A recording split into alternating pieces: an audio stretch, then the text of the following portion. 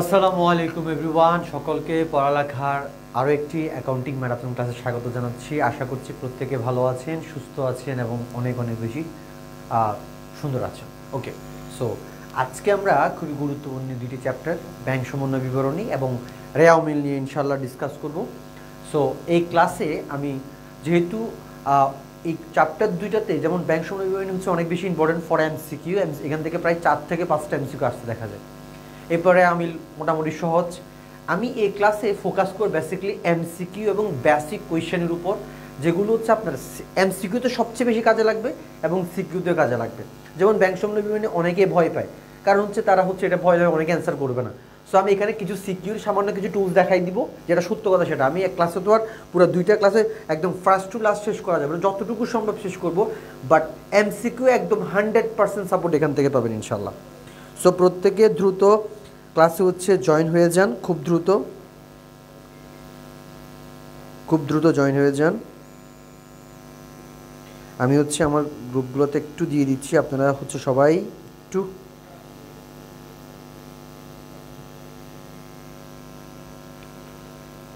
এই অ্যাপে দিচ্ছেন। হ্যাঁ, আমি লিংক দিয়ে দিচ্ছি, দেখুন তো নোটস ওটাতে গেছে। লিঙ্ক দেন নাই তো ভাই? হ্যাঁ, কোথায় দিছেন? আপনারা প্রত্যেকে হচ্ছে আমাদের ক্লাসটা একটু কাইন্ডলি দ্রুত শেয়ার করে দেন। আচ্ছা, আসছে।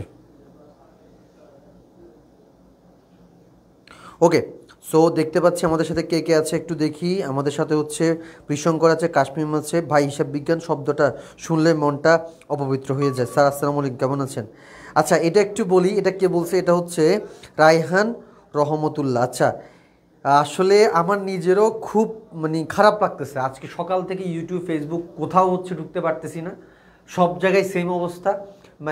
আমি নিজে অ্যাকাউন্টিং পড়াই, সো অ্যাকাউন্টিং ক্লাসে এইভাবে অ্যাকাউন্টিং ক্লাসে এরকম করবে, এটা খুবই দুঃখজনক একটা ব্যাপার স্যাপার। আমি সবসময় বলি হচ্ছে শিক্ষা হচ্ছে, সবাই সবসময় বলে না, শিক্ষা হচ্ছে জাতির মেরুদণ্ড, আর শিক্ষক হচ্ছে শিক্ষার মেরুদণ্ড। এখন আমরা যারা পড়াই, আমরাও তো আলহামদুলিল্লাহ বেশ কিছুদিন যাবৎ পড়াচ্ছি, ভার্সিটি সে ফার্স্ট ইয়ার থেকে পড়াচ্ছি। আজ আজ আজ থেকে প্রায় 4-5 বছর আগ থেকে পড়াচ্ছি, প্রাইভেট পড়াইছি, তারপর হচ্ছে অনলাইনে পড়াচ্ছি, তারপর অফলাইনে পড়াই। সো অনেক পড়াইছি, মোটামুটি বেশ ভালোই স্টুডেন্ট পড়াইছি।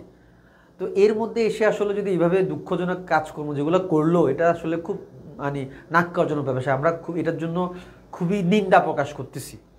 এই গুটি কয়েক শিক্ষক এবং শিক্ষিকারা এই যে কাজটা যে করলো, খুবই নাক্কাজনক। এটার জন্য আমরা আসলেই ব্যথিত।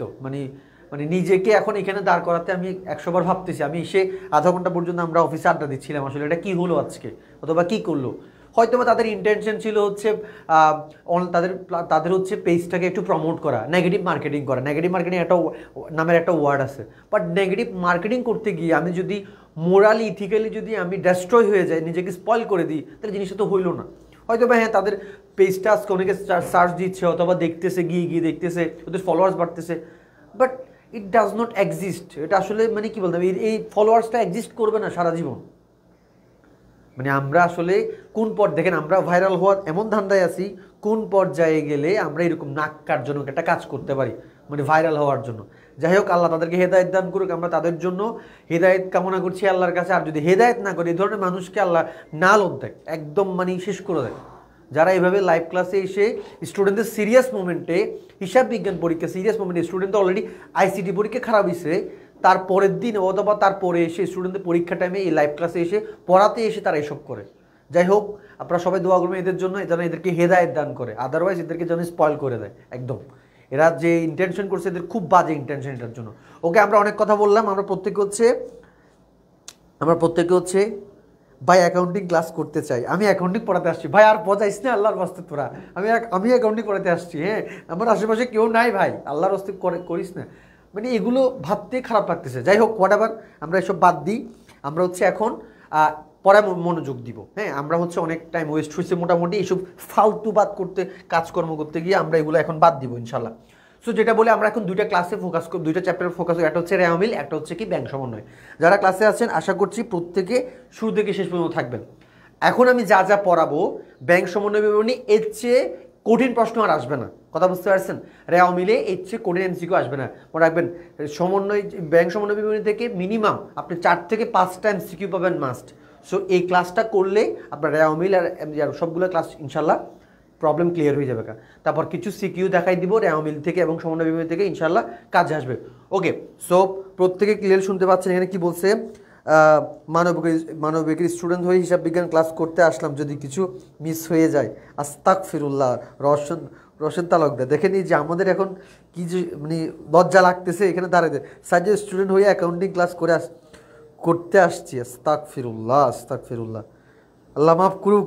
এগুলো আসলে এই যে দেখেন আমাদের এই স্যার এমন না যে কোনো কিছু মিস করবেন। আল্লাহ সি আমাদের এই স্যার, আল্লাহ আস্তাগফিরুল্লাহ। যাই হোক, আমরা হচ্ছে স্যার রিঙ্কি ম্যাম কই? রিঙ্কি ম্যাম কই? রিঙ্কি ম্যাম কোথায়? আপনারা খুঁজে বের করেন। যাই হোক, আসেন আমরা শুরু করি। বিসমিল্লাহির রহমানির রহিম। আমরা হচ্ছে স্যার এখন প্রথমে, ওহো তো পুরো প্যাচ খাই গেছে, এই তার বিড়ম্বনা।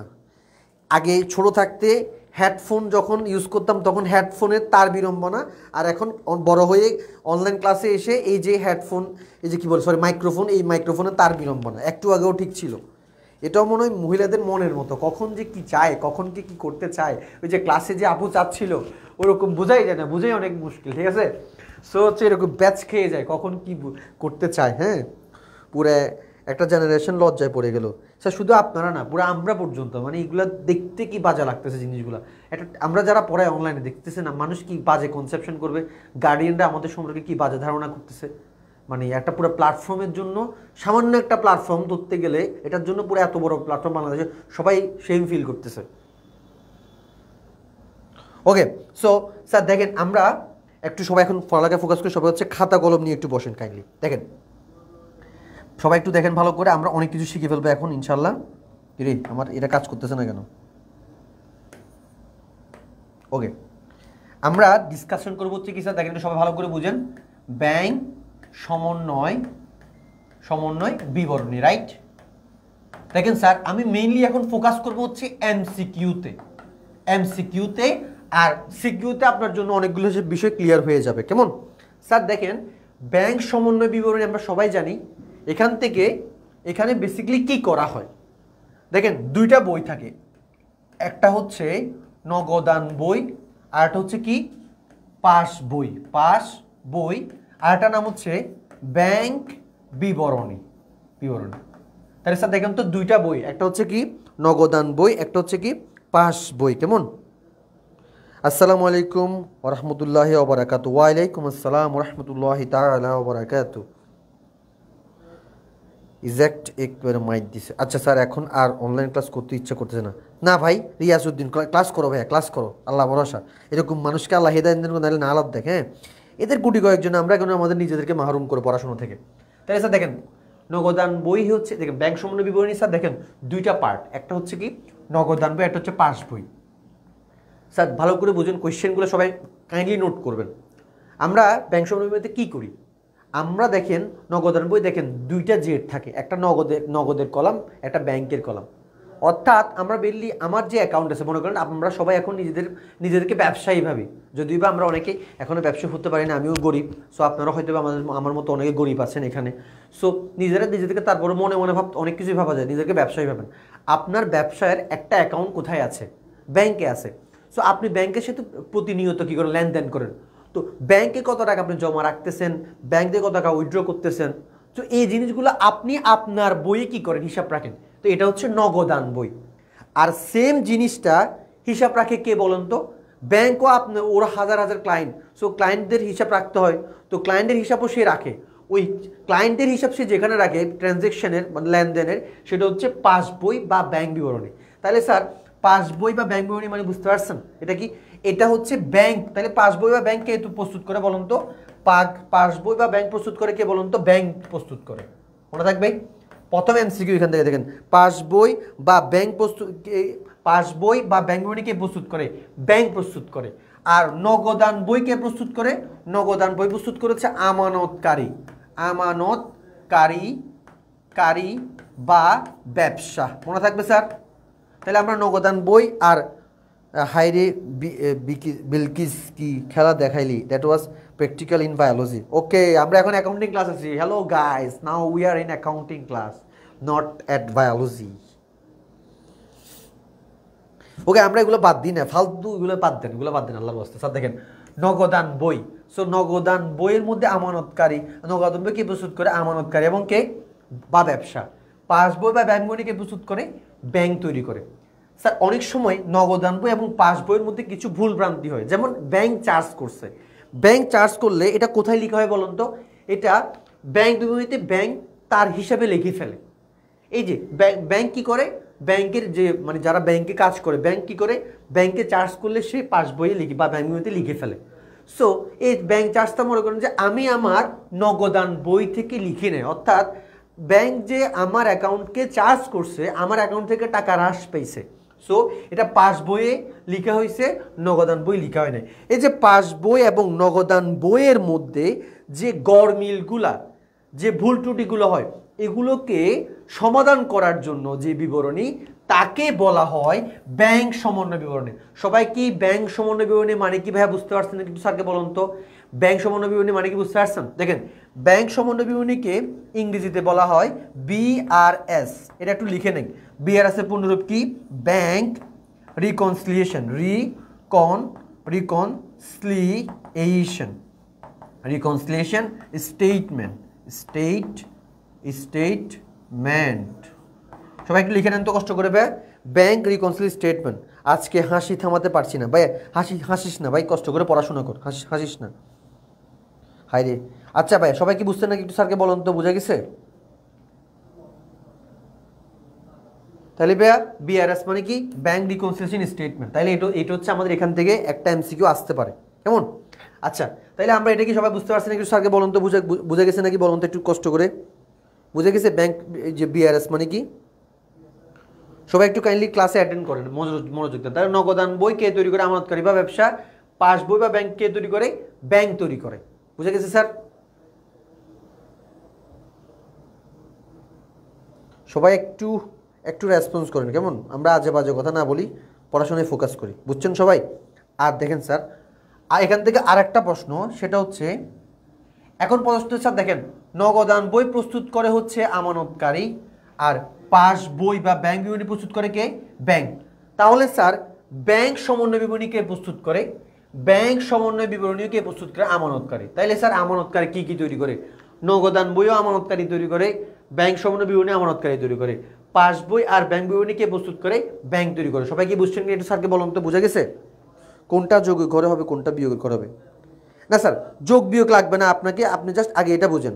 আচ্ছা স্যার সবাই কি ব্যাপারে কথা বলতেছে? প্রিশঙ্কর, আহা ভালো ছেলে চলে আসছে এখানে। এই ভালো ছেলে, তুমি এই ক্লাসে কি জন্য আসছো প্রিশঙ্কর?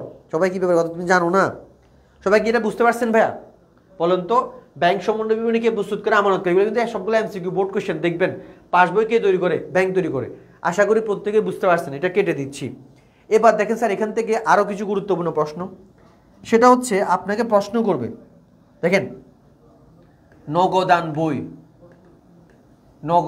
বই, তারপর হচ্ছে কি ব্যাংক বিবরণী, এটা একটা MCQ ভাইয়া, ব্যাংক বিবরণী। কেমন ভাই? হিসাব বিজ্ঞান ক্লাসের জায়গায় জীববিজ্ঞান ক্লাস হবে নাকি? হ্যাঁ জীববিজ্ঞান ক্লাস তো জানি না তো আমি, জীববিজ্ঞান ক্লাস আসলে আমি তো জীববিজ্ঞান পড়াইতে পারি না রে ভাই, আমি তো হচ্ছে অ্যাকাউন্টিং পড়াইতে পারি। দেখেন নগদান বই, স্যার দেখেন নগদান বই এবং ব্যাংক বিবরণী দুইটার ভাইয়া দেখেন দুইটা করে জেড থাকে। কেমন? যেমন মনে করেন যে আপনার ব্যাংকে অ্যাকাউন্ট আছে, তো ওখানে কী হবে বলুন তো? ব্যাংকে অ্যাকাউন্ট থাকলে আপনার হয় ব্যাংকে টাকা জমা থাকবে, অথবা আপনার ব্যাংকে ওভারড্রাফট হবে। তাহলে আপনার ব্যাংক অ্যাকাউন্ট সম্পর্কে দুইটা তথ্য হচ্ছে কি, হয় ব্যাংকে টাকা জমা, এটাকে বলা হয় কি ব্যাংক জমা, কেমন? আর ব্যাংকে টাকা জমা দেওয়া নাই, উল্টা ব্যাংক আপনার কাছে পাবে, এটাকে কি বলা হয়? ব্যাংক জমাতিরিক্ত, রাইট? ব্যাংক জমাতিরিক্ত কি বলা হয়? ব্যাংক জমাতিরিক্ত। তাহলে হয় আমার ব্যাংকে টাকা জমা দেওয়া আছে, অথবা ব্যাংক আমার কাছে উল্টা টাকা পায়, এটা হচ্ছে ব্যাংক জমাতিরিক্ত। সবাই কি বুঝতে পারছেন স্যার? এখন এটা কেন পড়াচ্ছি? একটা প্রশ্ন আসবে, সেটা হচ্ছে নগদান বই অনুযায়ী ডেবিট উদ্বৃত্ত কোন জের বোঝায়? নগদান বই অনুযায়ী, কথা বুঝতে পারছেন? সো এটা আমরা কিভাবে করবো বলুন তো? এই যে নগদান বই যে ব্যাংক জমা অতিরিক্ত, নগদান বই অনুযায়ী দেখেন, আমরা ব্যাংকে টাকা জমা রাখলে, ব্যাংকে টাকা জমা জমা রাখলে আমরা ব্যাংক এটাকে কি করি, ডেবিট করি না ক্রেডিট করি বলুন তো ভাইয়া? ব্যাংকে টাকা জমা রাখলে আমরা কি করি, ডেবিট লিখি নাকি ক্রেডিট লিখি? একটু স্যারকে বলেন না, কি লিখি?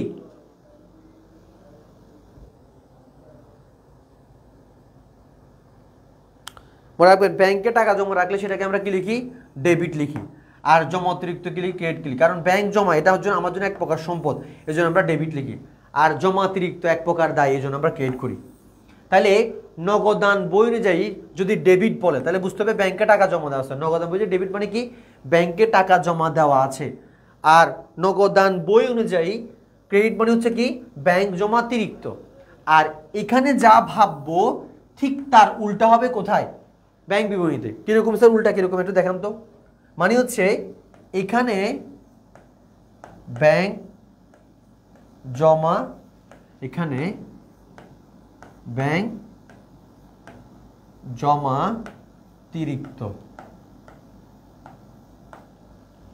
কেমন, কিরকম স্যার দেখেন তো, ভালো করে বুঝেন, ভালো করে বুঝেন স্যার। তাইলে নগদান বই যে ব্যাংক জমা মানে কি স্যার বলুন তো?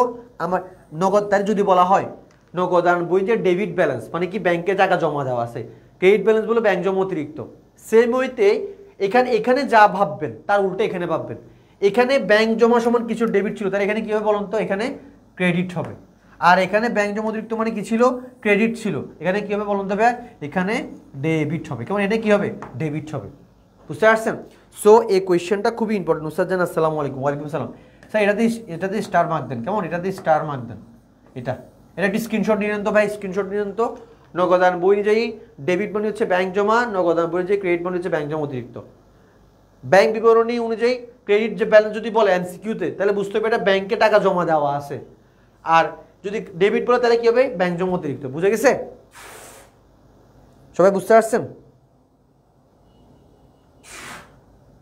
স্যার দেখেন, আমরা হচ্ছে আমাদের এমসিকিউ স্টার্ট করি। কেমন, প্রথমে কি বলছে স্যার দেখেন, আচ্ছা এটা ভুল হয়েছে এখানে। দেখেন প্রথমে এখানে আসি, দেখেন কি বলছে, কোন নীতি অনুযায়ী, এটা কতবার আসছে একটু সবাই খেয়াল করেন। কোন নীতি অনুযায়ী ব্যাংক সমন্বয় বিবরণী প্রস্তুত করা হয়? কোন নীতি অনুযায়ী? রক্ষণশীল, পূর্ণ প্রকাশ, সামঞ্জস্যতা, আয় ব্যয়, কোনটা হবে বলুন তো একটু?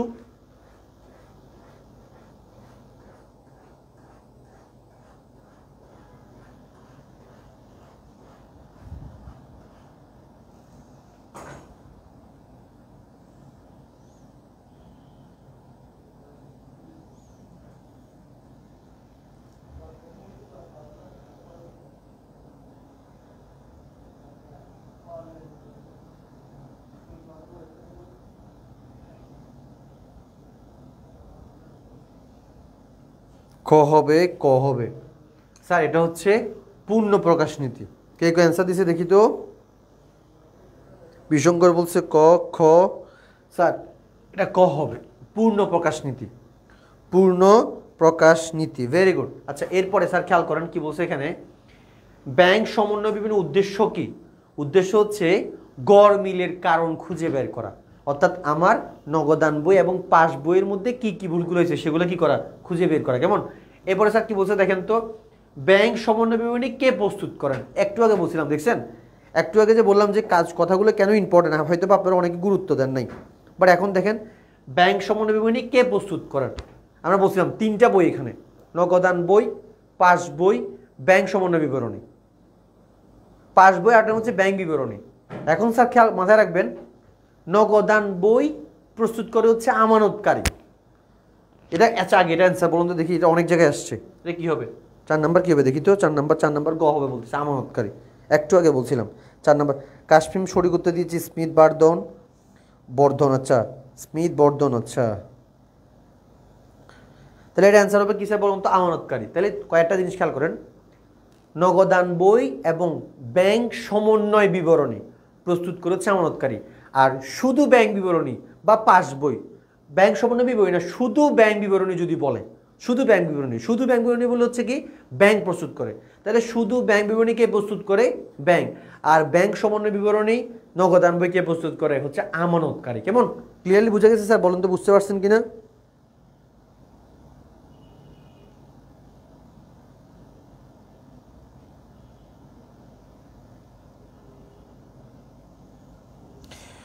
আচ্ছা, এরপরে খেয়াল করুন তো কি বলছে এখানে। এরপর এখানে কি বলছে দেখেন, ব্যাংক সমন্বয় বিবরণীর উদ্দেশ্য হলো, মানে ব্যাংক সমন্বয় উদ্দেশ্য কি স্যার? উদ্দেশ্য কি? দেখেন, জমার সঠিক উদ্বৃত্ত নির্ণয় করা, ভুল চিহ্নিত করা, ভুল সংশোধন করা। তাহলে এটা অ্যান্সার হবে কি? এটা অ্যান্সার হবে কি 1 ও 2 3। আমার ব্যাংকে ঠিক এক্স্যাক্টলি কত আছে? ভুল চিহ্নিত করা এবং ভুল কি করা? সংশোধন করা। আচ্ছা, এরপরে কি আছে স্যার? কি বলছে দেখেন, আমানতকারীর ব্যাংক হিসাবের প্রতিচ্ছবি কোনটি? খুবই ইম্পর্টেন্ট একটা প্রশ্ন, অনেকে হয়তো প্রশ্নটাই বুঝে না। এই যারা হচ্ছে শুধু ক খ দিচ্ছেন, এটা হচ্ছে না, বেশ সুন্দর করে দেন। দেখেন, প্রতিচ্ছবি, প্রতিচ্ছবি, প্রতিচ্ছবি মানে হচ্ছে আমানতকারীর ব্যাংক হিসাব। অর্থাৎ আমরা এটা এই হিসাবটার অল্টারনেটিভ আবার কোনটা? আমানতকারী তৈরি করে নগদান বই, ব্যাংক কি তৈরি করে? ব্যাংক বিবরণী। তাহলে অ্যান্সার কোনটা হবে বলুন তো? ব্যাংক, এই যে এটা ব্যাংক বিবরণী অ্যান্সার হবে। বুঝছেন সবাই? অর্থাৎ আপনি আমানতকারীর ব্যাংক হিসাব দেখলে, মানে অর্থাৎ মনে হচ্ছে আপনি আপনার নগদান বই দেখলে বলতে পারবেন আপনার ব্যাংক হিসাবে কত আছে। সেম আবার এই হিসাবটা আপনি কার কাছে দেখতে পারবেন? ব্যাংক বিবরণীতে দেখতে পারবেন। সো প্রতিচ্ছবি মানে কি? মানে সাদৃশ্য, মানে মিল, মিল। অর্থাৎ আমানতকারী ব্যাংক হিসাবের সাথে মিল আছে। প্রতিচ্ছবি মানে মিল বা সাদৃশ্য, মিল আছে কার সাথে? ব্যাংক বিবরণী। একই হিসাবের তো দুইটার নাম থাকে, তাই না?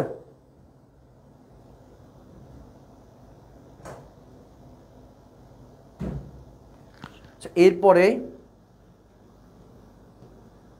আমানতকারী ব্যাংকে, এই যে এই জায়গায় এই জিনিসটা একটু খেয়াল করেন, আমানতকারী ব্যাংকে টাকা পরিমাণ হ্রাস করে কে বলুন তো? Debit memorandum, credit memorandum, NSF cheque, পরিবহনাধীন চেক। একটু খেয়াল করেন সবাই। এই যে দেখেন মেমোরেন্ডাম, এখানে একটু মাথা রাখবেন সবাই। মেমোরেন্ডাম, মেমোরেন্ডাম দুই ধরনের, একটা হচ্ছে ডেবিট মেমোরেন্ডাম, একটা হচ্ছে ক্রেডিট মেমোরেন্ডাম। কেমন? এখন স্যার খেয়াল করেন ভালো করে,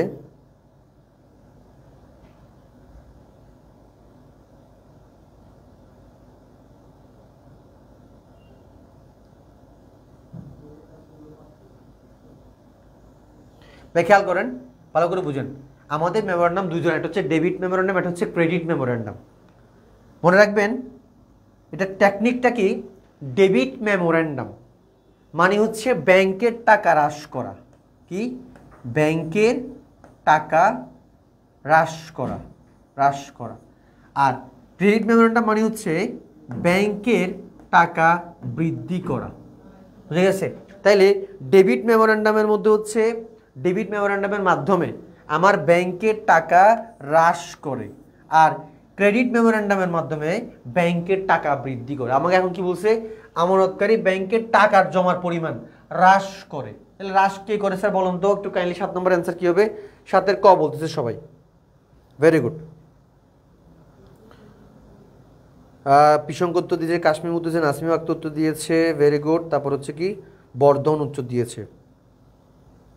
ওকে, ভেরি গুড, ভেরি গুড। ওকে, তাহলে অ্যান্সার কত হবে স্যার বলুন তো? এটা ডেবিট মেমোরেন্ডাম। আচ্ছা, এখানে একটু কথা বলে দিই স্যার, যে এখন ডেবিট মেমোরেন্ডাম হ্রাস করে, ঠিক আছে, তার মানে মানিটা হচ্ছে কি, যে লেনদেনগুলো আমার ব্যাংকের টাকা কি করবে? হ্রাস করবে। যেমন পাওনাদার বরাবর আমি চেক ইস্যু করছি, তাহলে পাওনাদারকে চেক ইস্যু করলে আমার টাকার পরিমাণ কী হবে? হ্রাস পাবে। আবার আমি হচ্ছে ব্যাংক আমার ব্যাংক থেকে চার্জ করছে, তাহলে আমার টাকা হ্রাস পাবে। তাহলে এই সবগুলো লেনদেনকে একসাথে কি বলা হয়? ডেবিট মেমোরেন্ডাম বলা হয়। বুঝে গেছে? তাহলে ডেবিট মেমোরেন্ডাম মানে হচ্ছে কি ব্যাংকের টাকা হ্রাস করা। ক্রেডিট মেমোরেন্ডাম মানে কি? যে লেনদেনগুলো ব্যাংকের টাকা কি করে? বৃদ্ধি করে। ব্যাংকের টাকা কী করে বলুন স্যার? বৃদ্ধি করে। সেগুলো হচ্ছে ক্রেডিট মেমোরেন্ডাম। যেমন পাওনাদার যে দেনাদার সরাসরি আমার ব্যাংকে টাকা জমা রাখছে, তারপর ব্যাংক আমাকে সুদ মঞ্জুর করছে, হ্যাঁ, তারপর আমি সরাসরি ব্যাংকে টাকা জমা রাখছি, সো এগুলো আমার ব্যাংকের টাকা বৃদ্ধি করে। এগুলো হচ্ছে ক্রেডিট মেমোরেন্ডাম। সবাইকে ক্লিয়ারলি বুঝতে পারছেন নাকি ভাই বলুন তো? ডেবিট মেমোরেন্ডাম থেকে আর ক্রেডিট মেমোরেন্ডাম প্রশ্ন পারবেন ইনশাল্লাহ? ডেবিট মেমোরেন্ডাম টাকা হ্রাস করে, ক্রেডিট বৃদ্ধি করে। আর যেগুলো টাকা হ্রাস করে সবগুলোকে বলা হয় ডেবিট মেমোরেন্ডাম, আর যেগুলো টাকা হ্রাস করে সেগুলোকে ক্রেডিট মেমোরেন্ডাম। এটা হচ্ছে ক নাম্বারেও আসে, এটা ক নাম্বারেও আসে। বুঝছেন সবাই? বলুন তো বুঝছেন কিনা ক্লিয়ারলি?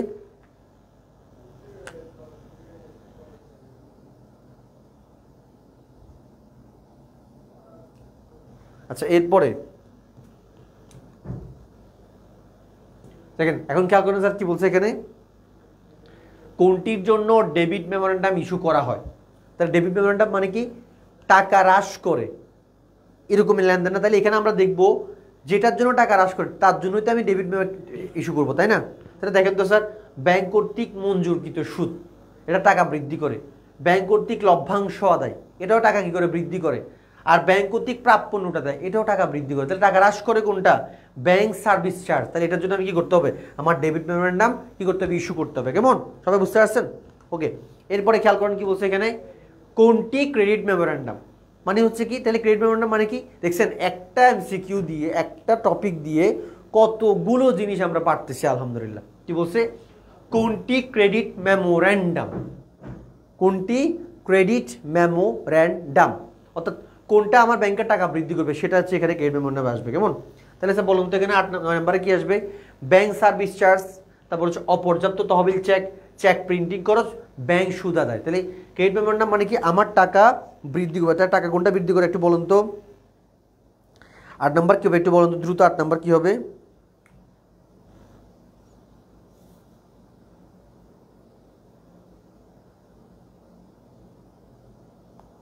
8 নম্বর, ভেরি গুড। প্রিশঙ্কর উত্তর দিচ্ছে, মাশাআল্লাহ।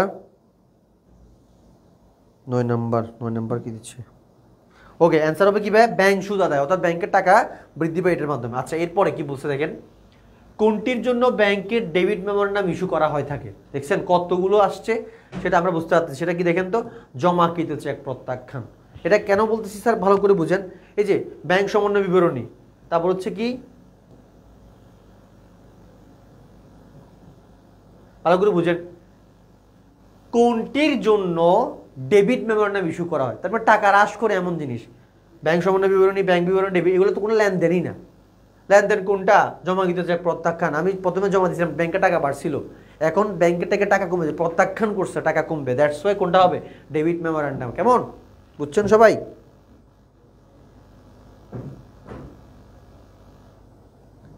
আচ্ছা, এরপরে এই যে আসছে স্যার, একটু আগে পড়াইছি, দেখি বলুন তো সবাই, ব্যাংক বিবরণীর ডেবিট উদ্বৃত্ত দ্বারা, ব্যাংক বিবরণী বলছে, একটু খেয়াল করুন সবাই, ব্যাংক বিবরণীর ডেবিট উদ্বৃত্ত দ্বারা, ডেবিট উদ্বৃত্ত দ্বারা, দেখছেন একটু আগে বলছিলাম যে তারা কি বুঝায়। রাজশাহী বোর্ড আসছে, দেখবেন এটা সামনে আরো আসছে। কি বুঝায় বলুন তো? এটা 11 নম্বর কি হবে?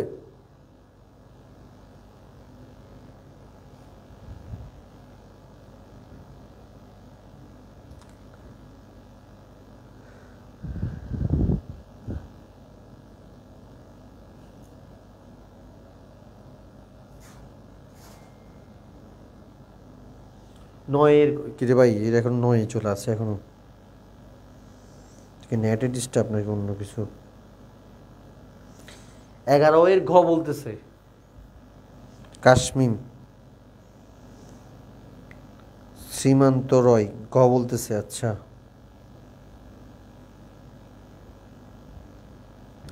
স্যার দেখেন এটা শর্টকাটটা কি বলি, আমাদের দুইটা বই না, একটা হচ্ছে নগদান বই, একটা হচ্ছে ব্যাংক বিবরণী, রাইট? স্যার খেয়াল করেন, নগদান বই আমরা ডেবিটকে কি, ডেবিট মানে কি বুঝি? ব্যাংক জমা, জাস্ট এটা মনে রাখবেন। নগদান বইকে ক্রেডিটকে আমরা কি মনে করি? ব্যাংক জমা অতিরিক্ত, জাস্ট এই কনসেপ্ট, এটা নর্মাল আমরা সবাই আগে থেকে জানি। নগদান বইয়ে আমরা ব্যাংক জমাকে ডেবিট ধরি, ব্যাংক জমাকে ক্রেডিট। তাহলে এখানে আমরা নগদান বইয়ে ডেবিটকে কি মানি বলুন তো? কোন উদ্বৃত্ত মানি? ব্যাংক জমা। তাহলে এখানে ডেবিট উদ্বৃত্তকে কি মানা হবে? ব্যাংক জমা অতিরিক্ত, বাস, সিম্পল। কথা বুঝতে পারছেন? আমরা নগদান বইয়ে ডেবিটকে আমরা কি জানি? ব্যাংক জমা। তাহলে এখানে উল্টা বলছি না, তাহলে ব্যাংক বিবরণী ডেবিট মানে কি? ব্যাংক জমা দিয়ে। তাহলে অ্যান্সার হবে কোনটা? ব্যাংক জমা দিয়ে। এটা অনেকে ভুল করছেন স্যার, অনেকেই, সবাই ভুল করছেন, এটা সবাই ভুল করছেন, সবাই। খুবই দুঃখজনক এটা ব্যাপার স্যাপার, এতজন মানুষ কিভাবে ভুল করে এটা। বিশঙ্কর ভুল করছে, কাশ্মীর, আচ্ছা কাশ্মীর ঠিক আছে, কাশ্মীর 2 বার লিখছে, যাই হোক। সো এটা অ্যান্সার কি হবে বলুন তো? ব্যাংক জমা অতিরিক্ত। কেমন? আচ্ছা, এই যে আবার সেম জিনিসটা আসছে, দেখেন এখানে আসছে এটা কখন আসছে, এটা 2019 সাল 15-তে, এইটা কখন আসছে, এটা 19-এ আসছে। দেখেন এখানে ডেবিট উদ্বৃত্ত বলছে কোন বই, ব্যাংক বিবরণী। সেম জিনিসটা পাস বই, তাহলে ব্যাংক বিবরণী পাস বই একই কথা, সো একই জিনিস, তাহলে অ্যান্সার হবে ব্যাংক জমা অতিরিক্ত। কেমন? এবার খেয়াল করেন কি আসছে এখানে, এই জিনিসটা একটু খেয়াল করেন। নিম্নের কোন প্রকার চেকের টাকা সরাসরি ব্যাংক হতে উঠানো যায় না? সরাসরি আপনি ব্যাংক থেকে উঠাইতে পারবেন না। কোন প্রকার চেকের টাকা সরাসরি উঠানো যায় না? কোন প্রকার চেকের টাকা বলুন তো স্যার? সরাসরি উঠানো যায় না, আমরা সবাই জানি সেটা হচ্ছে কি দাগ কাটা চেক। আর এই চেকটা সবচেয়ে সেফেস্ট একটা চেক। কেমন? আচ্ছা, এরপরে স্যার কি বলছে দেখেন, বকেয়া চেক বলতে কি বোঝায়? বকেয়া চেকের আরেকটা নাম হচ্ছে অপরিশোধিত চেক। একটু লিখে রাখেন, বকেয়া চেকের আরেকটা নাম হচ্ছে অপরিশোধিত। অপরিশোধিত।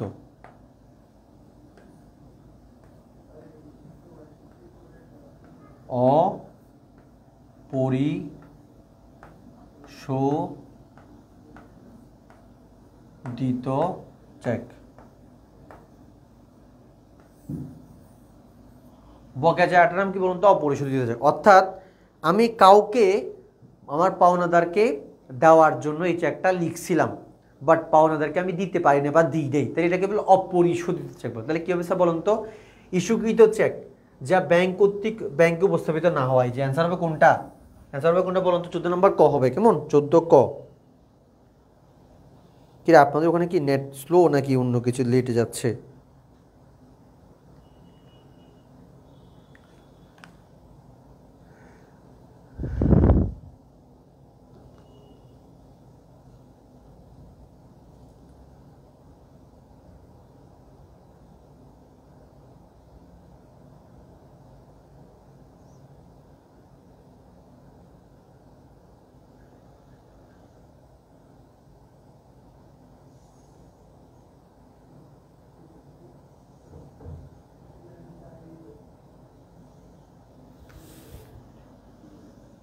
তাহলে এটা কি হবে স্যার বলুন তো অ্যান্সার? ইস্যুকৃত চেক প্রত্যাক ইস্যু এনএসএফ চেক। এনএসএফ চেক থেকে একটা প্রশ্ন হচ্ছে, সেটা হচ্ছে কি দেখেন, এনএসএফ এর পূর্ণরূপ হচ্ছে কি? Not sufficient fund.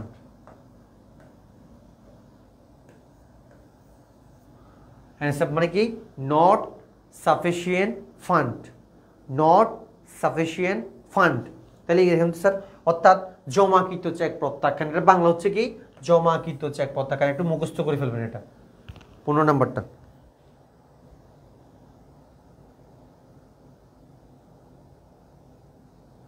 কেমন? এটা কি হয়েছে বলুন তো? জমাকৃত চেক প্রত্যাখ্যান। কেমন? আচ্ছা, এগুলো সবগুলো আপনারা পারবেন মোটামুটি। বকেয়া চেক কি বলছে দেখেন, ব্যাংক সমন্বয় বিবরণী প্রস্তুত করানোর সময় ব্যাংক হিসাবের জের হতে নিম্নের কোনটি বিয়োগ করতে হবে? ব্যাংক, তাহলে দেখেন কোনটি, সেটা হচ্ছে বকেয়া চেক সমূহ। অর্থাৎ ব্যাংক এই চেকের টাকাটা পরিশোধ করা নেই, সে বিয়োগ করবে। তার মানে এখন সে কি করবে? বিয়োগ করবে। ওকে, এবার খেয়াল করেন স্যার, এই যে জিনিসগুলো একটু খেয়াল করেন ভালো করে, এটা একটু টাফ, খেয়াল করেন। এই ম্যাথটা করে আমরা এই চ্যাপ্টারে এই জিনিসটা শেষ করব। সাদমান লিমিটেড নগদান বইয়ে ব্যাংক সুদ 250 টাকার পরিবর্তে 520 টাকা ক্রেডিট করছে। ওকে, তাহলে এটা নগদান বই ডেবিট করার কথা। দেখেন স্যার, এই ভুলগুলো কিভাবে আমরা সমাধান করব? নগদান বই আর হচ্ছে কি পাস বই। দেখেন কি বলছে, ব্যাংক সুদ, তার মানে এটা দেখেন স্যার কোন পাশে ব্যাংক সুদ, মানে এটা আয় হইছে, তাহলে আমার ব্যাংক কি হইছে বলুন তো? বাড়ছে। ডেবিট ক্রেডিট, এখানেও লিখি ডেবিট ক্রেডিট। বুঝছেন? ভালো করে বুঝেন, আগে কনসেপ্টটা বুঝলে এরকম ম্যাথগুলো ক্লিয়ার হয়ে যাবে। ভালো করে বুঝেন। তাহলে ব্যাংক সুদ বাড়ছে, ব্যাংকে টাকা বাড়লে আমরা নগদান বইয়ে টাকা বললে আমরা কি করি? ডেবিট দিকে লিখি না? তাহলে এখানে লিখার কথা, এখানে লিখার কথা কত টাকা? 250 টাকা এখানে লিখার কথা, এই যে এখানে লিখার কথা। কথা বুঝছেন? এখানে লিখা হয়ে গেছে স্যার, এখানে লিখা হয়ে গেছে, পাস বই লিখে গেছে। তার মানে পাস বই কোনো কি নাই, ভুল নাই, পাস বই একদম পারফেক্ট। এখানে আমরা এটা মাথা ব্যথা হচ্ছে এখানে।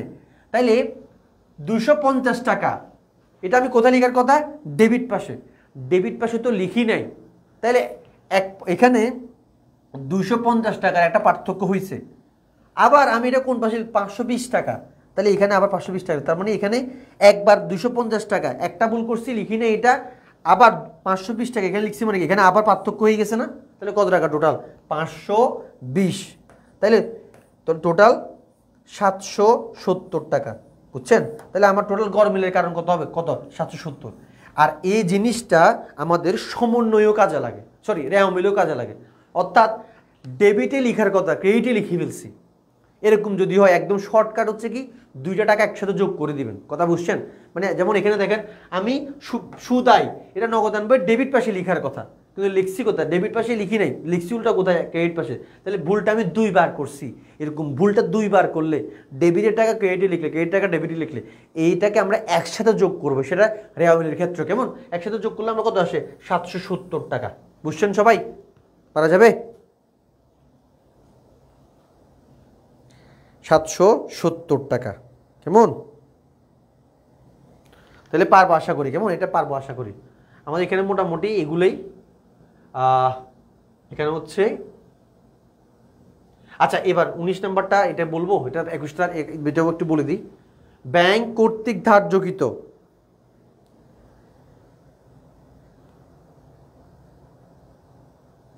দেখেন, ব্যাংক কর্তৃক ধার্যকৃত চার্জ 500 টাকা ভুল নগদান বইতে দুইবার লেখা হয়েছে। তাহলে স্যার এমনিতে ব্যাংক যে কোনো লেনদেন একবার দুই বই দুনো বইয়ে একবার লিখতে হয়। তাহলে ব্যাংক চার্জ করছে সেটা নগদান বই আমি দুইবার লিখছি। লিখবার কথা কয়বার? একবার, সাধারণত লিখছি দুইবার। তাহলে আমি একবার লিখছি, তাহলে সেটা সমাধান হয়ে গেছে।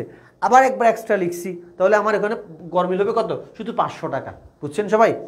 সো দুইবার লিখলেও আমার তো একবার এমনিতেই লিখার কথা, তো দুইবার লিখলে একবার এমনি সাধারণভাবে মিলে গেছে।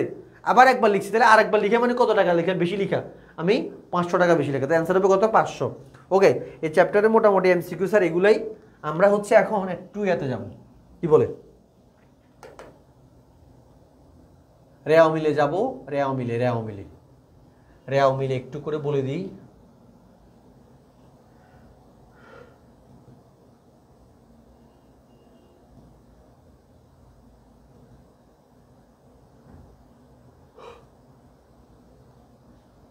সবাই একটু দেখেন রেওয়া মিলে কিছু গুরুত্বপূর্ণ জিনিস। রেওয়া মিল চ্যাপ্টার 4, হ্যাঁ দেখেন স্যার, রেওয়া মিলে যে বিষয়গুলো আমাদের একটু জানতে হবে, একটু ভালো করে খেয়াল করেন। রেওয়া মিলে স্যার দেখেন কয়েকটা টপিক।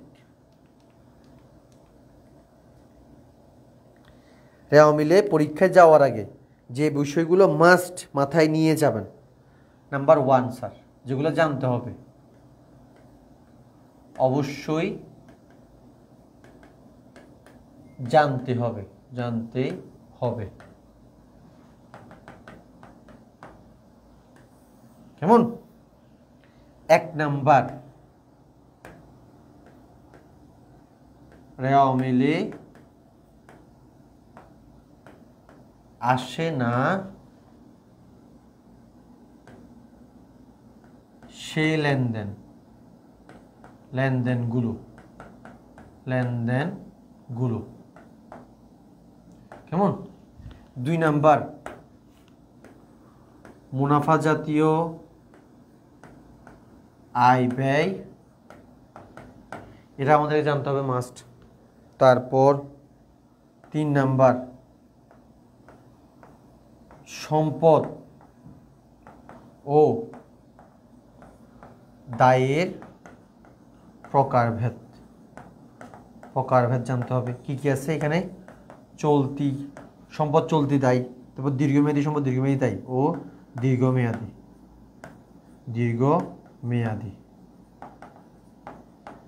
বুঝছেন সবাই? এরপর এমসিকিউর জন্য 4 নাম্বার, রেওয়া মিলের ভুলগুলা, রেওয়া মিলের ভুল। এই যে এই 4টা জিনিস আপনাকে পরীক্ষার আগে মাস্ট কি করতে হবে? জানতে হবে। কেমন? 5 নাম্বারে দেখেন রেওয়া মিলে স্যার দেখেন রেওয়া মিল থেকে প্রশ্ন 2টা আসবে, 2টা প্রশ্ন আসবে, 2টা। রেওয়া মিল থেকে প্রশ্ন আসবে কয়টা? 2টা প্রশ্ন আসবে। কয়টা? 2টা। কেমন? 2টা প্রশ্ন আসবে। কি কি? একটা হচ্ছে সাধারণ রেওয়া মিল, সাধারণ প্রশ্ন, এটা সবাই পারে। হ্যাঁ, আর 2 নাম্বার প্রশ্ন যেটা আসবে, 2 নাম্বার প্রশ্নটা হচ্ছে স্যার ভুল থেকে ভুল সংশোধন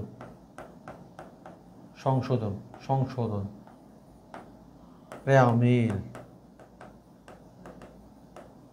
এখানে জাবেদা থাকবে, খতিয়ান থাকবে, কেমন? সো এখান থেকে আমাদের কোয়েশ্চেন প্যাটার্ন হবে কয়টা ভাইয়া দেখেন তো। ওহো তেরি ফালতু, এখানে লিখতেছি দেখেন, তাহলে এটা তো বলে ফেলছি। এই যে সংশোধিত রেওয়া মিল, যেটা সংশোধন হয়তো বা এটা অনেকেই করবেন না, সংশোধন এটা হয়তো বা অনেকেই করবেন না, তাই না? কে কে করবেন, তাই না? এটা কে কে করবেন দেখি তো, রেওয়া মিলের সংশোধনগুলো কে কে করবেন, সংশোধিত রেওয়া মিল কে কে করবেন?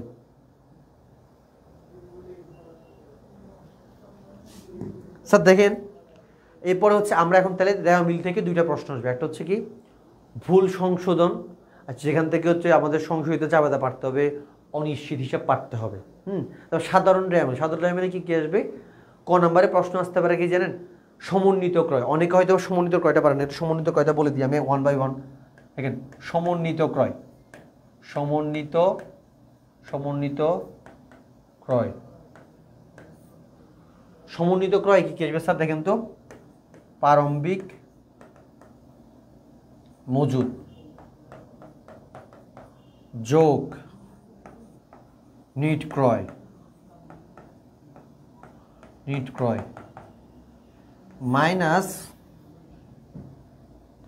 মাইনাস সমাপনী মজুদ।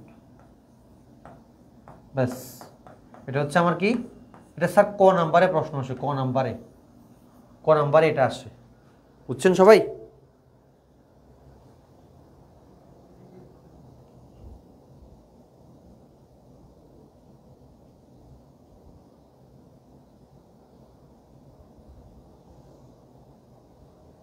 তাহলে ভাই দেখেন তো, সমন্বিত ক্রয় এটা আমাদের জানতে হবে কি, প্রারম্ভিক মজুদ যোগ নিট ক্রয় মাইনাস কি সমাপনী মজুদ। তাহলে আমরা কি পাবো বলুন তো? এটা এখান থেকে যেটা পাবো সেটা হচ্ছে আমাদের কি সমন্বিত ক্রয়। আশা করি আমরা বুঝতে পারছি, কেমন? স্যার এবার দেখেন আপনাদেরকে কিছু, এটা একটু স্ক্রিনশট আশা করি নিয়েছেন। এবার আমাদেরকে আরও কিছু বিষয় জানতে হবে রেওয়া মিল থেকে। কি বিষয়? যেমন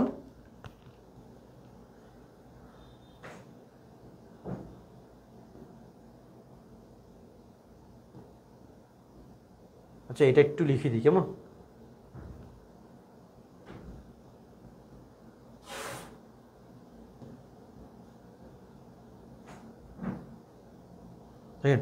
রেওয়া মিলে যে বিষয়গুলো আসে না, এটা হয়তো অনেকে পারে না,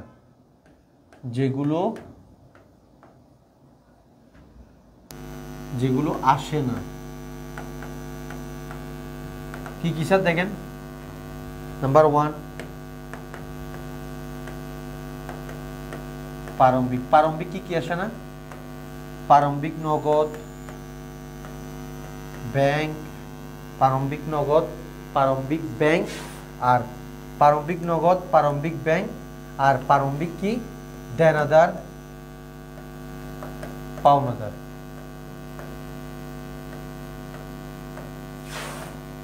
প্রারম্ভিক দেখেন, প্রারম্ভিক নগদ ব্যাংক দেনাদার পাওনাদার, কেমন?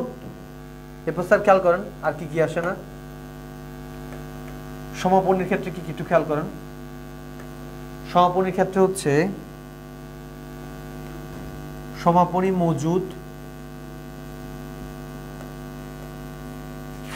মণিহারি, তারপর হচ্ছে কি সাপ্লাইজ, এগুলো আসে না। সমাপনী দেখেন, সমাপনী মজুদ, সমাপনী মণিহারি, সমাপনী সাপ্লাইজ, এগুলো আসে না। আর নগদ ব্যাংক দানাদার পাওনা, এগুলোর ক্ষেত্রে কি আসে না? প্রারম্ভিকগুলো আসে না, কেমন? আরো কয়েকটা জিনিস আসে না, সেটা হচ্ছে সম্ভাব্য দায় ও সম্পদ, লিখে রাখেন, এগুলো রেওয়া মিলে আসে না।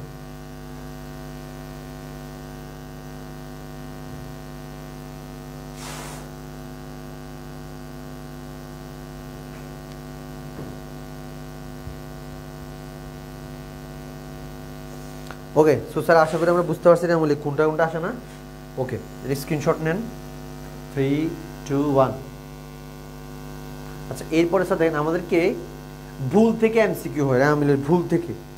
ভুলগুলো একটু ডিসকাশন করি। রেয়ামিলের ভুল স্যার খেয়াল করেন ভালো করে, রেয়ামিলের ভুলগুলো একটু খেয়াল করেন।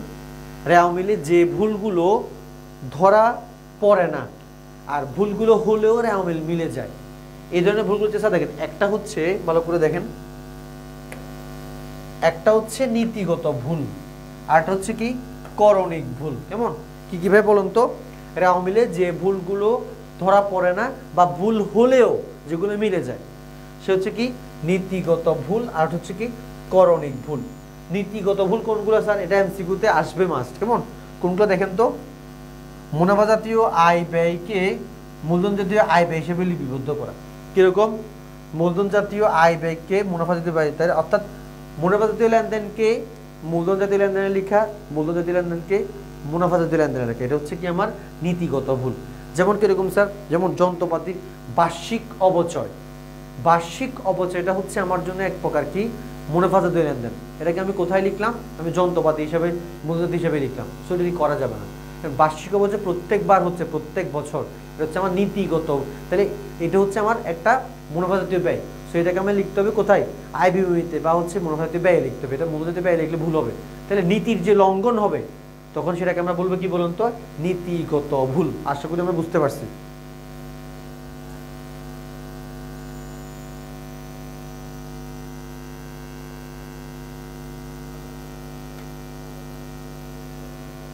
আচ্ছা, এরপরে স্যার খেয়াল করেন, এখানে একটু খেয়াল করেন, বাদ পড়ার ভুল। বাদ পড়ার ভুল মানে হচ্ছে, স্যার খেয়াল করেন, সাউন্ড প্রবলেম। আচ্ছা দাঁড়ান, একটু ঠিক করতেছি।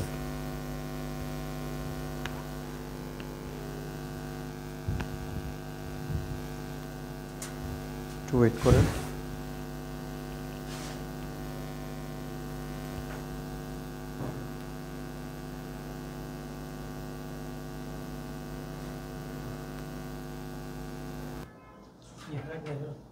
হ্যাঁ হ্যাঁ, সেটা বলছি।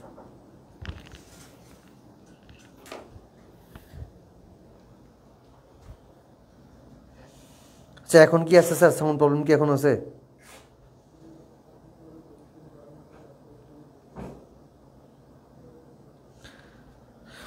তাহলে স্যার দেখেন তো, এখানের মধ্যে দেখেন বাদ পড়া ভুলটা মানে কি?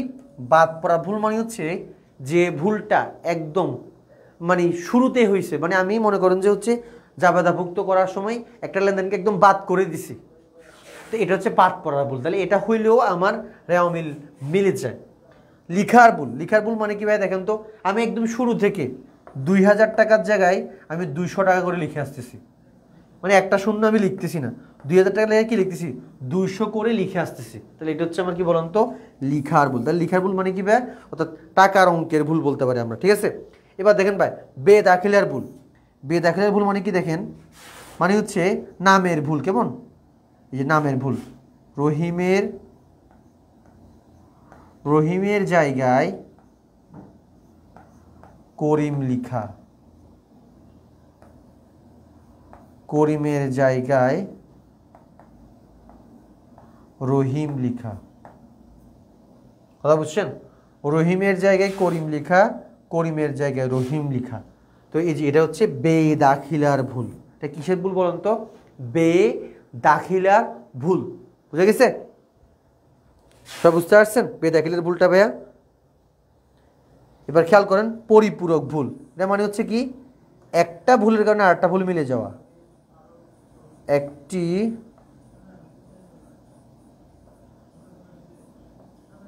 ভুলের কারণে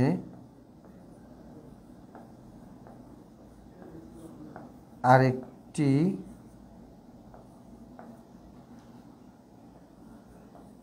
ভুল ঠিক হয়ে যাওয়া। ঠিক হয়ে যাওয়া। বুঝছেন?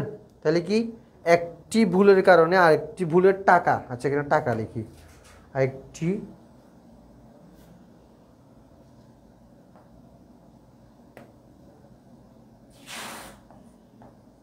ভুলের টাকা ঠিক হয়ে, এটা হচ্ছে কি আমার পরিপূরক ভুল। এটা খুবই, এটাতে স্টার মার্ক দেন, তারপর এটাতে স্টার মার্ক দেন, নীতিগত ভুলে স্টার মার্ক দেন, বুঝছেন সবাই? পারা যাবে?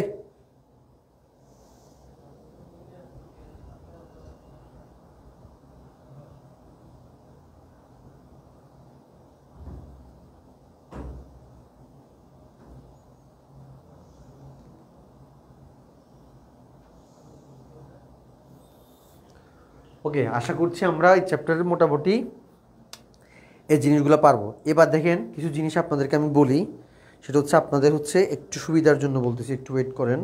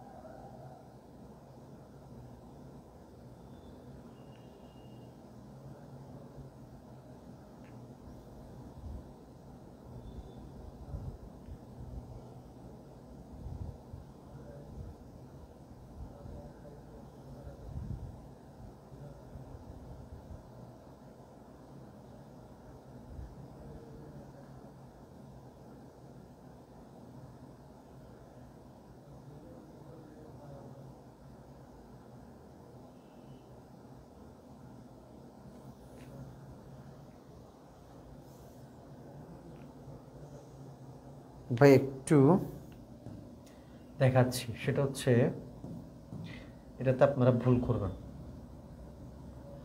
দেখেন কয়েকটা জিনিস খেয়াল করুন ভাইয়া,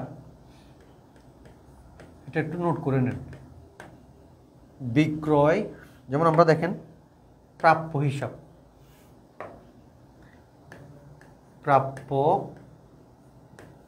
হিসাব, এটাকে আমরা কি নামে রাখি বলুন তো? দেনাদার নামে ডাকি, রাইট? এটার আরও দুইটা নাম আছে, কেমন কি কি একটু খেয়াল করেন। সেটা হচ্ছে বিক্রয় খতিয়ানের জের, বিক্রয়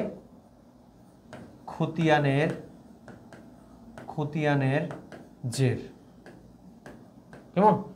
আবার আরেকটা নাম আছে, সেটা হচ্ছে পুস্তক ঋণ, পুস্তক ঋণ, মনে থাকবে স্যার? তাহলে প্রাপ্য হিসাবকে কি কি নামে ডাকা হয়? প্রাপ্য হিসাব, দেনাদার, বিক্রয় খতিয়ানের জের, পুস্তক ঋণ, কেমন? এবার স্যার খেয়াল করেন আরেকটা হচ্ছে প্রদেয় হিসাব, রাইট? প্রদেয় হিসাব কি কি বলুন তো? পাওনাদার, ক্রয় খতিয়ানের জের, ক্রয় খতিয়ানের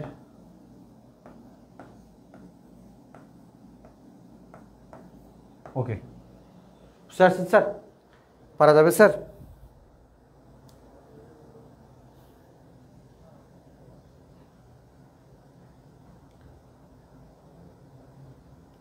স্যার এই জিনিসগুলো একটু মাথায় রাখেন।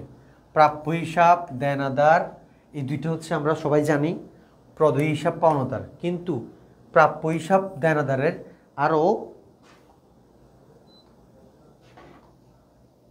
প্রাপ্য হিসাব, দেনাদার আরও কয়েকটা নাম হচ্ছে কি? প্রাপ্য হিসাব, বিক্রয় খতিয়ানের জের, পুস্তক ঋণ, খুবই ইম্পর্টেন্ট, এগুলো পরীক্ষার সময় চলে আসে। পুস্তক ঋণ আর বিক্রয় খতিয়ানের হচ্ছে মানে কি? দেনাদার, কেমন?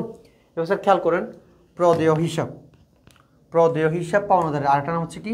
ক্রয় খতিয়ানের জের, বুঝছেন সবাই? পারা যাবে?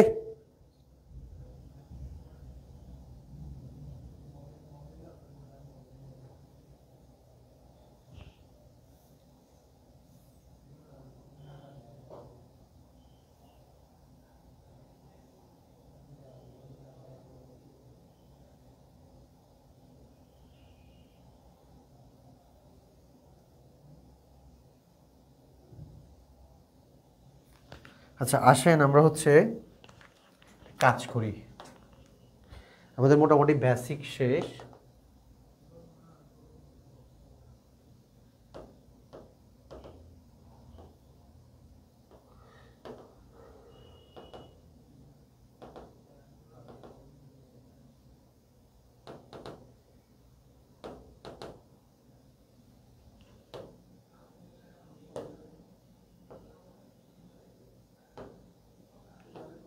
আসেন দেখি খতিয়ান উদ্ভিদ দ্বারা অ্যামিল প্রস্তুতের কাজকে কি বলা হয়, সেটা হচ্ছে কি সংক্ষিপ্তকরণ। কেমন? খতিয়ানের উদ্ভিদ দ্বারা অ্যামিলের প্রস্তুত কাজকে কি বলা হয়, সংক্ষিপ্তকরণ। আমি একটু ফাস্ট পড়াচ্ছি যাতে করে আপনাদের আর্লি শেষ হয়। এবার কি বলছে দেখেন, রেওয়ামিল কি? রেওয়ামিল হচ্ছে কি একটি উদ্ভিদের তালিকা। এবার স্যার কি বলছে, কোনটি রেওয়ামিলের কেট দিকে বসে, কোনটি রেওয়ামিলের কেট দিকে বসে। তাহলে দেখেন তো স্যার, বিক্রয় বার্তা ডেবিট দিকে বসে, ক্রয় বার্তা ক্রেডিট দিকে বসে, তাহলে অ্যান্সার হবে এটা। প্রদত্ত বা টাকার বার্তা এগুলো সবগুলো ডেবিট দিকে যাবে, অ্যান্সার হবে কোনটা, ক্রয় বার্তা। ক্রয় যদি ডেবিট হয়, ক্রয় বার্তা ক্রেডিট হবে। কেমন? আচ্ছা এই বছর খেয়াল করতে কি বলছে এখানের মধ্যে, একটু ভালো করে বুঝেন। দেখেন এখানে কি বলছে, দেখেন এই যে আমাদের ভুল থেকে প্রশ্ন চলে আসছে, মিরাস অ্যান্ড সন্স এর হিসাব রক্ষক দ্বারা তৈরিকৃত রেওয়ামিল পণ্য ক্রয় 10,000 টাকা পরিবর্তে 60,000 টাকা। তাহলে কি পণ্য ক্রয়, ভালো করে বুঝেন স্যার, কোয়েশ্চেনটা ভালো করে বুঝেন। ক্রয় ভালো করে বুঝিয়েন স্যার, ক্রয় এদিকে আমি ডেবিট লিখলাম, এদিকে আমি ক্রেডিট লিখলাম। কেমন? ওকে। আচ্ছা আমি একটু নিচে করে লিখি, এদিকে ডেবিট লিখলাম আর এদিকে ক্রেডিট লিখলাম।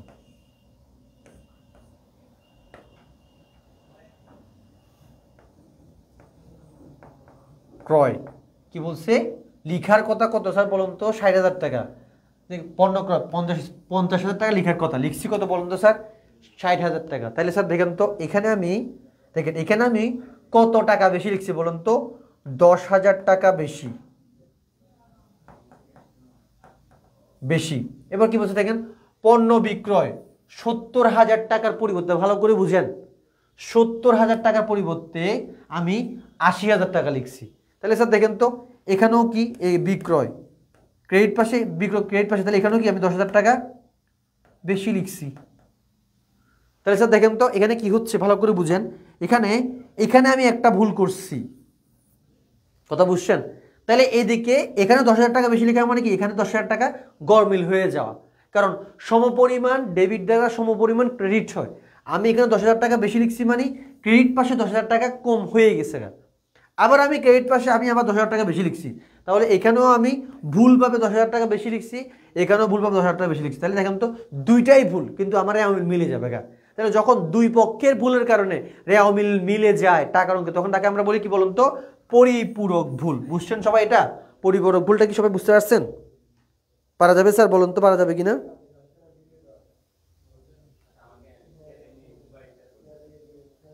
বলেন তো পারবো কিনা ভাইয়া, পরিপূরক ভুলটাও কি বুঝতে পারছেন সবাই? তাহলে পরিপূরক ভুল বুঝতে পারছেন, একটা ভুল এদিকেও বেশি, ডেবিটও বেশি ক্রেডিটও বেশি, তাহলে কি এটা হচ্ছে কি পরিপূরক ভুল। কেমন?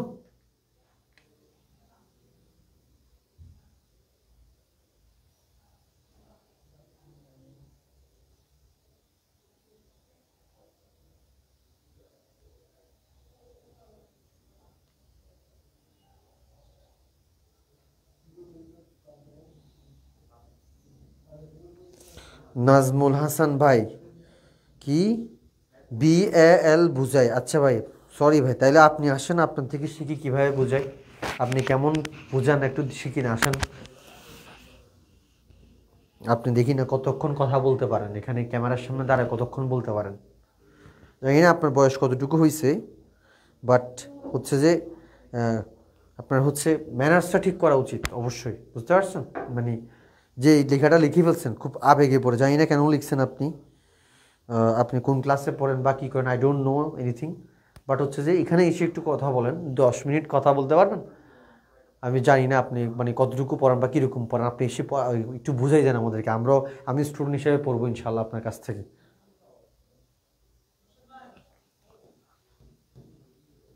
আচ্ছা এবার এখানে স্যার কি বলছে দেখেন তো, মিরাজ অ্যান্ড সন্সের হিসাব রক্ষক দ্বারা তৈরিকৃত রেওয়ামিলে পণ্য ক্রয় 60,000 টাকা, স্থলে 55,000 টাকা। আচ্ছা, আবার পণ্য বিক্রয় 45,000 প্রতি 40,000 টাকা। স্যার দেখেন এটাও সেম, এটাও সেম স্যার, দেখেন তো এটাও সেম। এখানে আমার দেখেন তো কি বলছে, মেরাসের ভুলের পরিমাণ কত টাকা, 10,000 টাকা। কারণ কেন একটু বলুন তো স্যার, একদম সহজ। সেটা হচ্ছে আমি এখানেও 60-এর পরিবর্তে 55, 5,000 টাকা কম লিখছি। এখানে 45-এর পরিবর্তে 40, তাহলে এখানেও কি 5,000 টাকা কম লিখছি। তাহলে অ্যান্সার হবে কি স্যার বলুন তো, অ্যান্সার হবে কি আমার 10,000 টাকা। বুঝছেন? ওকে। আচ্ছা, অনিশ্চিত হিসাব মূলত কোন ধরনের হিসাব? এটা হচ্ছে অস্থায়ী হিসাব, অসাময়িক হিসাব। এটা অনেকবার আসছে। অনিশ্চিত হিসাব হচ্ছে কি একটি অস্থায়ী বা সাময়িক হিসাব। কেমন? আচ্ছা,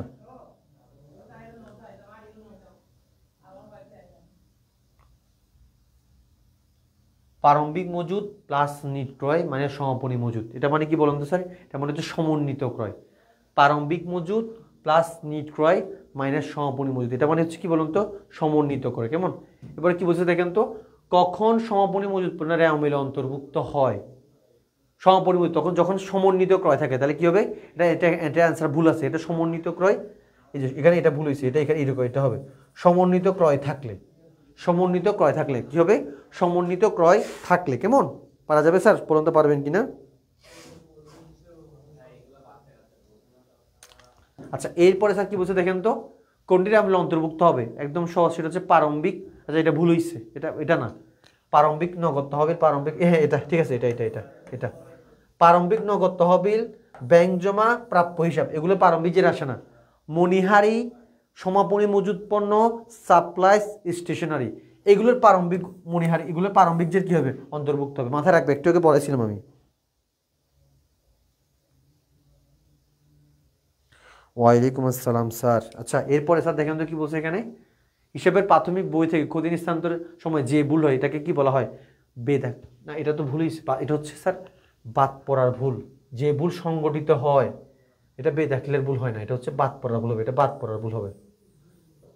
হিসাবের প্রাথমিক বই থেকে ক্ষতি স্থানান্তরের সময় যে ভুল সংগঠিত হয় তাকে কি বলা হয়? লিখার ভুল, বাদ পড়া ভুল। না, এটা হচ্ছে লেখার ভুল হবে, লিখার লিখার এটা লিখার ভুল হবে, লিখার ভুল। আল্লাহ, এটা হচ্ছে কি, এটা হচ্ছে কি লেখার ভুল হবে, এটা লিখার ভুল, বেদাখিলের ভুল না। বেদাখিলের ভুল মানে হচ্ছে নামের ভুল, এটা হচ্ছে লিখার ভুল হবে। বাদ পড়া মানে হচ্ছে একদম বাদ পড়ে যাবে প্রথম থেকে। এখানে কি বলছে, একটা থেকে আরেকটা স্থানান্তর করার সময়, স্থানান্তর করার সময় হচ্ছে লেখার ভুল হয়। কেমন? টাকার অঙ্কের ভুল হয়।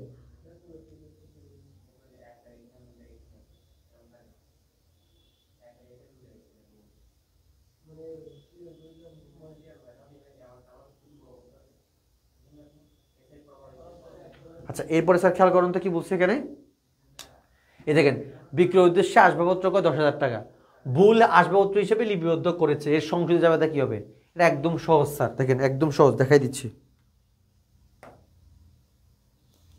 ভালো করে দেখেন স্যার কি বলছে। আসবাবপত্র ক্রয় ভুলে আসবাবপত্র হিসেবে লিপিবদ্ধ করা হয়েছে বিক্রয় উদ্দেশ্যে। আমরা জানি বিক্রয় উদ্দেশ্যে যদি কোনো স্থায়ী সম্পদ ক্রয় করা হয় বিক্রয় উদ্দেশ্যে, তখন সেটাকে ক্রয় হিসেবে লিপিবদ্ধ করা হয়।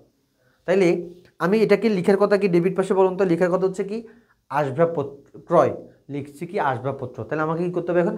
আসবাবপত্রকে আমি হ্রাস করব, ক্রয়কে বৃদ্ধি করবো। তাহলে কি হবে? ক্রয় হিসাব ডেবিট, এই যে ক্রয় হিসাব ডেবিট, আসবাবপত্র হিসাব ক্রেডিট। তাহলে অ্যান্সার কোনটা হবে বলুন তো?